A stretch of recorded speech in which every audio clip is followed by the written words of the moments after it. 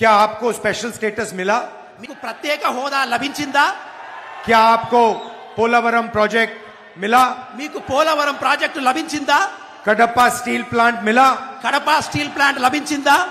इसका कारण है कि आपकी जो सरकार है वो बीजेपी के सामने सिर झुका देती है। ఎందుకు దక్కలేదంటే ఏదైతే ఈ రాష్ట్రంలో ప్రభుత్వం ఉందో అది బీజేపీ ముందు తల వంచుకొని నిలబడింది।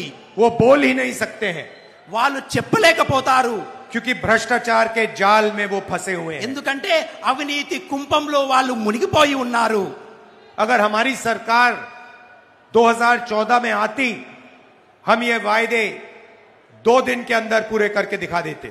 గడిచిన ప్రభుత్వంలో ఒకవేళ కాంగ్రెస్ ప్రభుత్వం ఏర్పడి ఉంటే ఇటున్నటువంటి అన్ని యొక్క ఆలోచనలు మీకు ఇచ్చిన వాగ్దానాలు కాంగ్రెస్ ప్రభుత్వం పూర్తి చేస్తుంది। और मैं आपको कहना चाहता हूं 2024 में हमारी सरकार आ रही है और जैसे ही आएगी हमारा काम जो आंध्र प्रदेश को वायदा किया गया था उसको पूरा करना का होगा।